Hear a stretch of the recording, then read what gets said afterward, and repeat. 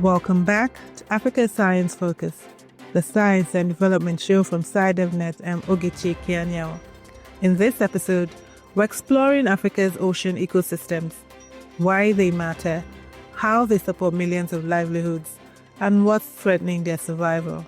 These ecosystems, which span from Mandela in Cape Verde to the coastal waters of Namibia, including Walvis Bay, and extending to Agulhas Plateau off the coast of South Africa, are brimming with life. They provide food, jobs, and economic opportunities for communities across the continent.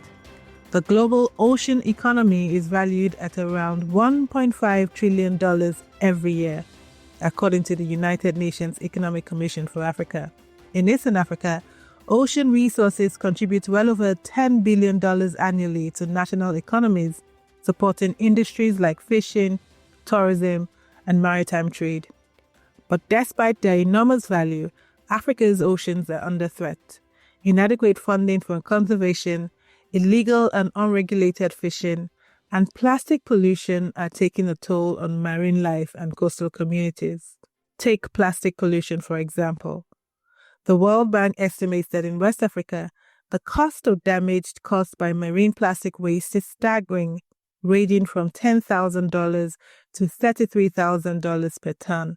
This pollution disrupts fisheries, contaminates food sources, and affects industries that depend on clean and healthy oceans. So what can be done to protect Africa's marine ecosystems while ensuring they continue to benefit people and economies? In this episode, we'll hear from experts and policymakers about the solutions being put in place and what more needs to be done.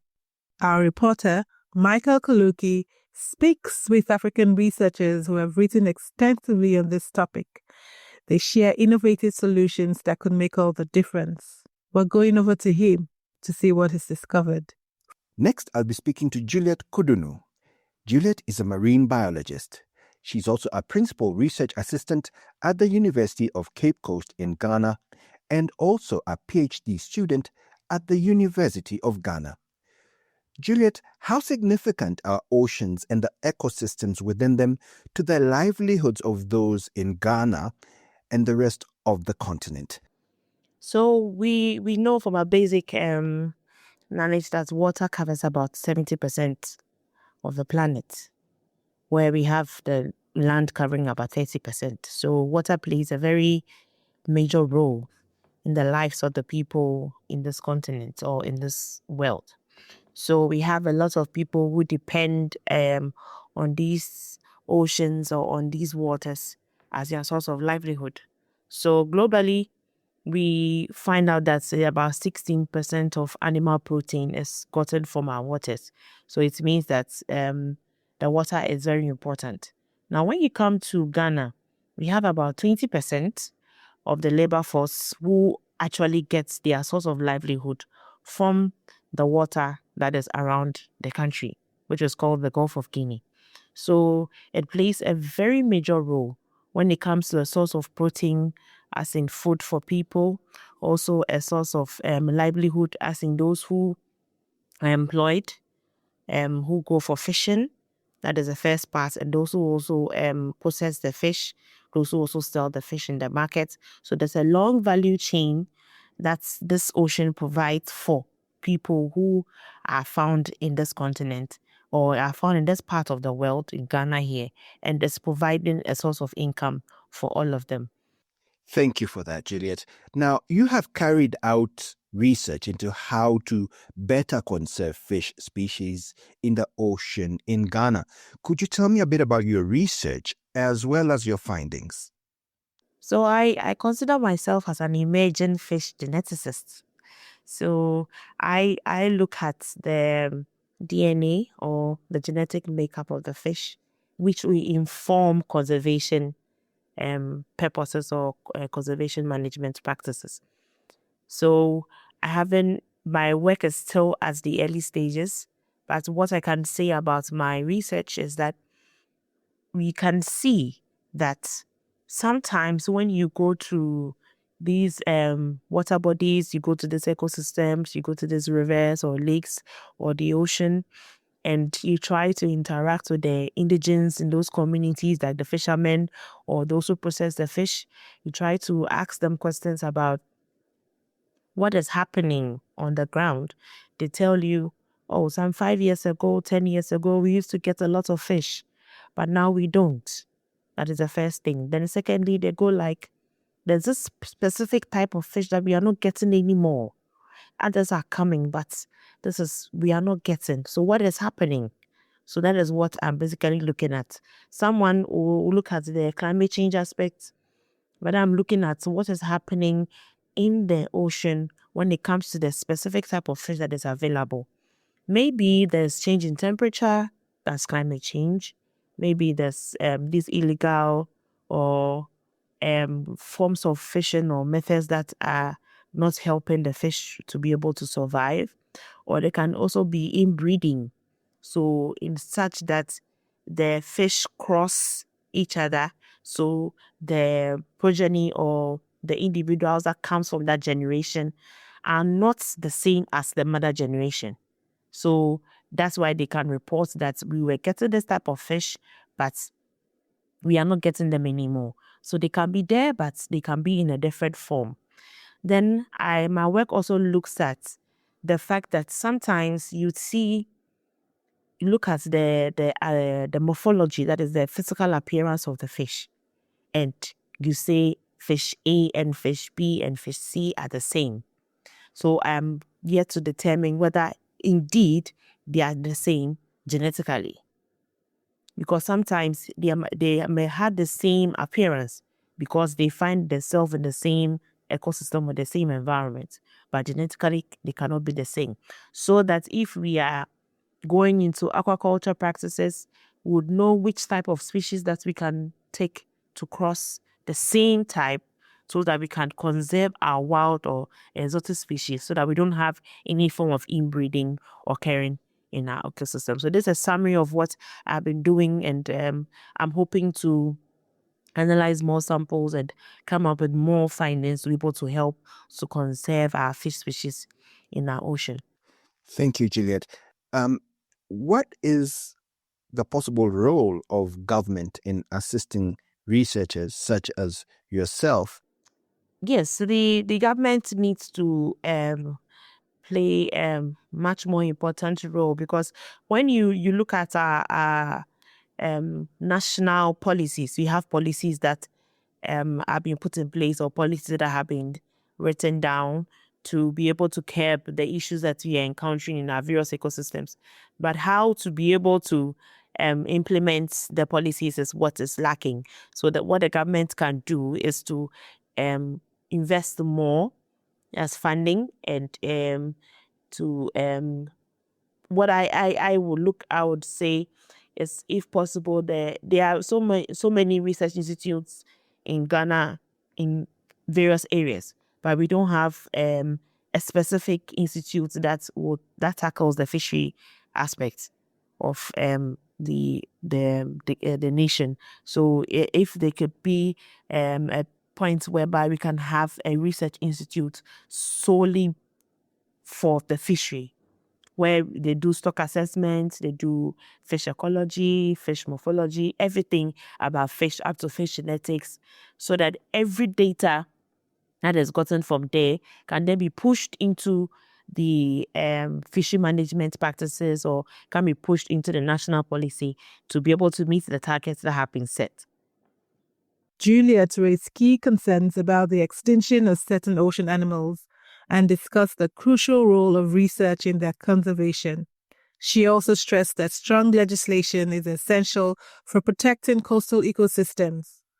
To find out more, we're going back to Michael, who speaks with Dr. Danai Tembo. So next I'll be speaking to Dr. Danai Tembo. Dr. Tembo is an environmental scientist and marine social scientist, currently lecturing at the Nelson Mandela University in South Africa. Now, you have written a chapter that looks at strategies for improved implementation of South Africa's marine living resource legislation. What role does marine resource legislation play, if any, in regards to enhancing the livelihoods of communities? The legislation actually plays a very important role, but not just the legislation itself, but I think more importantly, how that legislation is implemented. And this will determine whether or not the livelihoods of these communities are actually able to be protected and improved. Um, it's all well and good to have nice legislation. It looks good on paper. But if it's not being implemented properly, then it's just a piece of paper with words on it. And so the implementation aspect of it really becomes a crucial component of the legislation. Those communities, of course, also need to be represented in the legislation. And I think that's very important. The legislation needs to speak to who they are, what their needs are. There needs to be provisions within the legislation that also speak to them having access to those resources, having rights, what support they need for their livelihoods. And so are there also, provisions speaking to whether or not, for example, they have specific fishing areas that are demarcated specifically for them? And so, the legislation starts to play a major role in that. That representation within the legislation is actually really important for these communities, especially when we're talking about improving their livelihoods and protecting their livelihoods.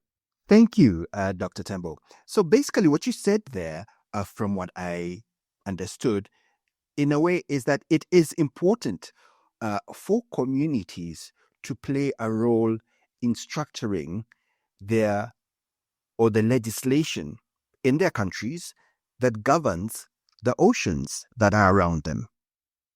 Absolutely. Those communities do have a role to play, and within the formulation of that policy for small-scale fishers, there was a lot of stakeholders that participated in that process of formulating that policy, and that included representation from small-scale fishing communities. And so, I think with any legislation, sometimes we see the law as kind of this high-level thing that not a lot of people understand. We just know that it's there. And it's something to be followed, but not a lot of people really understand what the law is saying.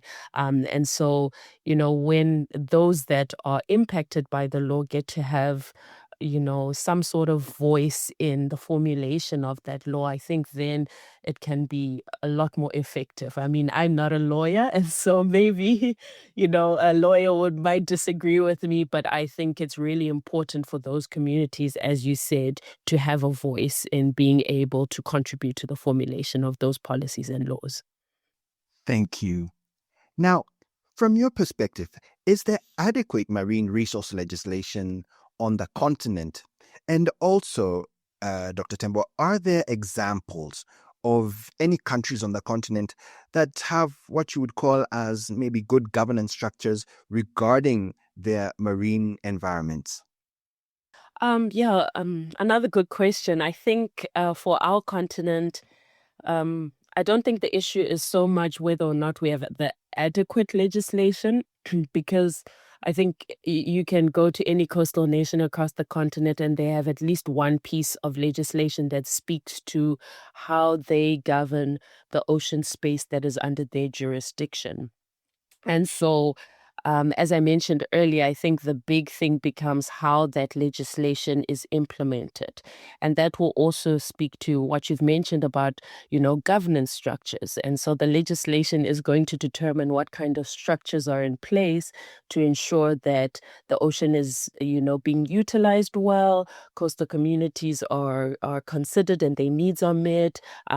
They are, we're using the resources sustainably, et cetera, et cetera. So, if the legislation is not implemented properly, then that's where your challenges come in.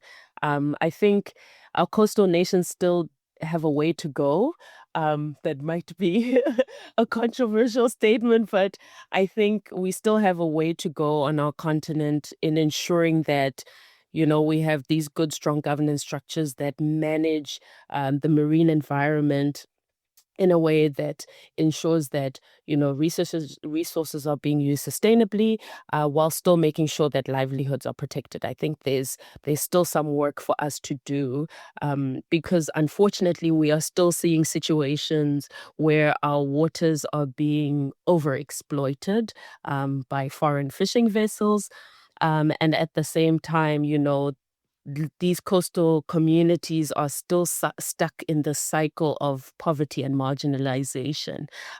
You will hardly find, these small scale fishing community that is absolutely thriving, and everybody has what they need, and they're not poor. They're doing great. Unfortunately, that is not the case, and so, because of that, that's why I would argue that we still have a way to go. But at the same time, there are good things happening. So there is progress being made on the continent, which is great.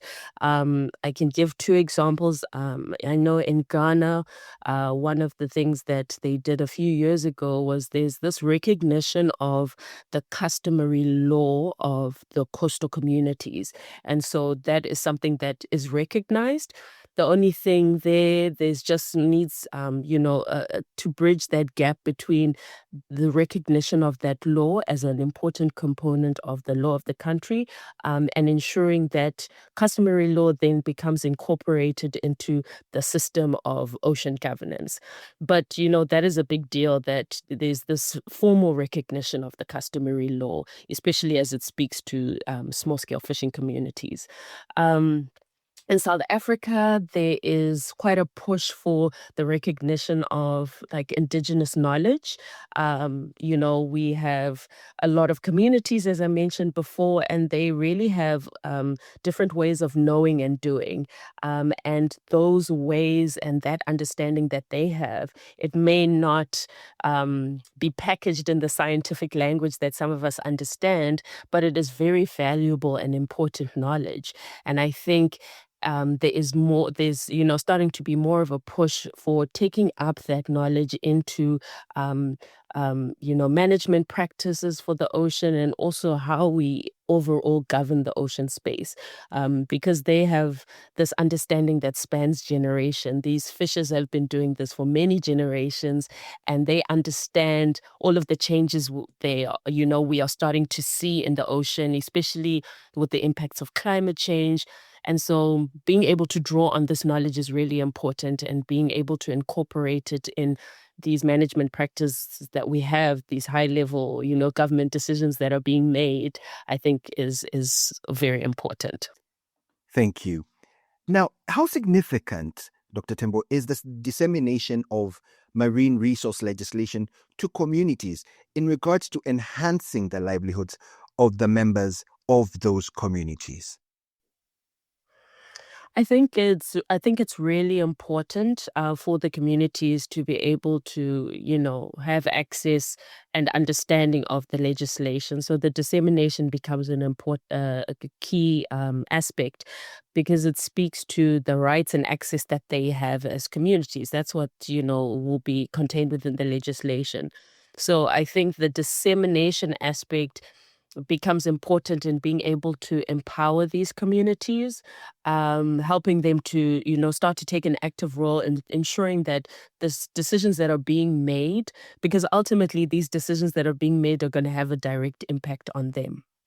And so for them to be able to take an active role in ensuring that decisions that are being made benefit them and are not to their detriment. And, that empowerment starts to hold these leaders accountable, because unfortunately, not every decision is motivated by the good of the people and the well-being of the people.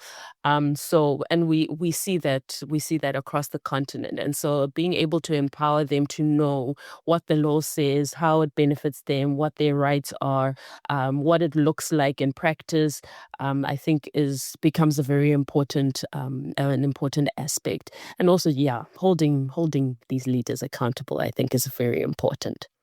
Danai talks to us about the importance of developing strong marine resource legislation and ensuring that local coastal communities understand and adopt these policies. However, These efforts face significant challenges due to ongoing ocean degradation.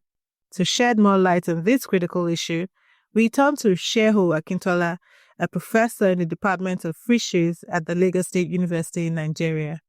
Professor Akintola, how significant are the oceans to the villages, the communities on the continent at that level? For example, just hypothetically, what would happen if those oceans disappeared today?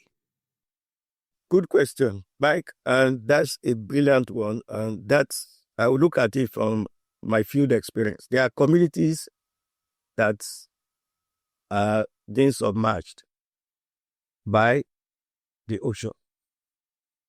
So if the oceans there are two ways. If we have the ocean, what happens? And then also the impacts of the disturbances on the ocean. So if the ocean disappears today, then a lot of villages, economic life disappear. Take, for example, fishers. For coastal community, fisheries is a very important mainstay livelihood, which affects millions of workers, both male and females, and also all those other industries that fall out from the activities from fishing. That means all of them will lose a source of economy. We also talk about the tourism. People visit places and then they go around the ocean, the bar beach, to see the beauty, the magnet of the ocean. All of this means huge economy loss if the ocean were to disappear. Then we talk about tourism. The transport, marine transports. Then it means that we cannot take goods from one end to another. So don't let us imagine that, Mike. We just must not imagine an ocean disappearing, because it will mean cessation of life from point of economy. And then, of course, life, 70% of the Earth system will disappear. And if that happens, it means probably the end of humanity, because almost everything we do revolves around the ocean. Thank you, Professor. Now, you have co-authored a research paper enhancing fisheries development in sub-Saharan Africa, the role of participatory processes and cross-disciplinary strategies in research. This paper touches on the role of research in enhancing the livelihoods of communities that are involved in fishing in sub-Saharan Africa. Could you tell me a bit about your research and your findings? Okay, thank you. The research was like a synthesis of activities which the authors have involved. Basically, we examined 3 case studies. One was the one that we tried to look at our work on developing a gender smoking kill, a kill for smoking of fish. So, and it's basically looking at corporations building on expertise of the women fishers.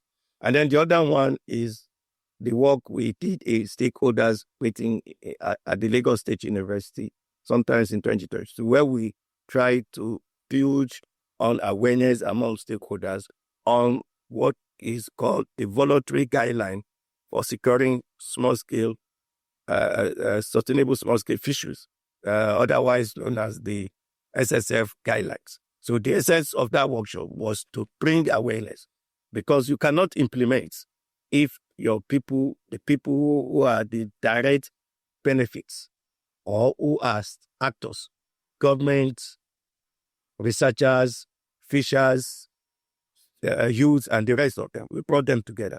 And then the third one also simply tried to bring out the energy at the community level, where cooperative societies were banded together, and this women group, they were able to genuinely create a platform for credits.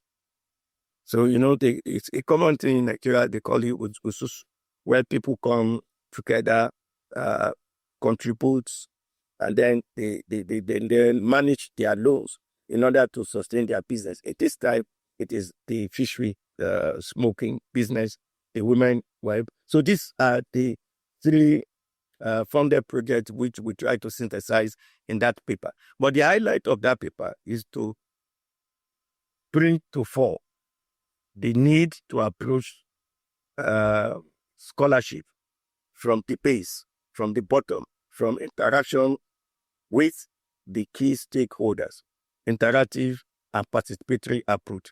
Because in all of these three, we learned a lot of lessons on the need, why we need to involve the direct beneficiaries of whatever research we do is at the community level.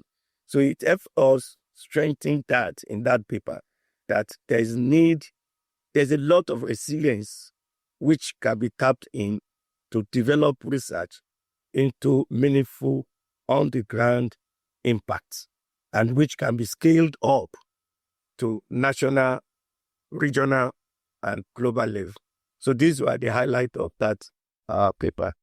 Thank you, Professor. Just to touch a bit more on that, how exactly does the research affect the communities, and how do they participate with this research, with the scientists, that is? Yeah, for a researcher, the hallmark of research is what benefits humanity. So the starting point of any good research is first to interact with the community to understand what they need, where is the research, where is the gap in knowledge, and what can be done. There's really nothing new any longer. It is about people passing information from one side to the other. So researchers go to community, interact with the community, understand what they need, particularly in fisheries. Don't forget, the oceans or the aquatic system has always been with the community. That is their life. They have the resources. It's always been hidden. And they also have a lot of local knowledge of the ocean. They also forget they have the science. Yes, it may be rudimentary, but it's the basis for which every other modern scientific findings are built upon. So the starting point is always to ensure that you interact with the fishers, in this case, in terms of fishery resources. They know much about the water, the system, the technology. They be harvesting the fishes in their own ways. The only thing is, some of the practice need to be modernized. Some of the practice could also be disastrous to the resources of the ocean.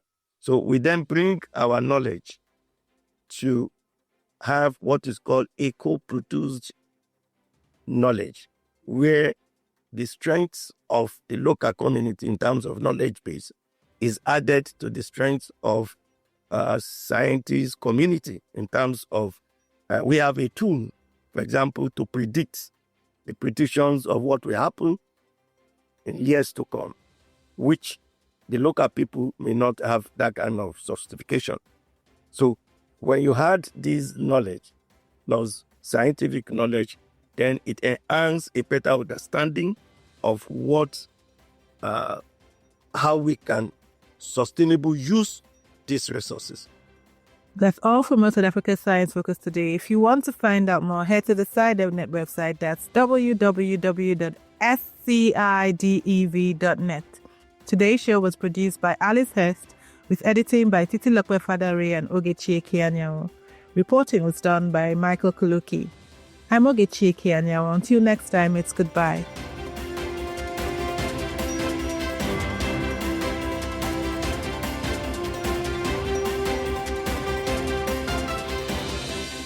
Africa Science Focus is produced by SciDevNet and distributed in association with your local radio station.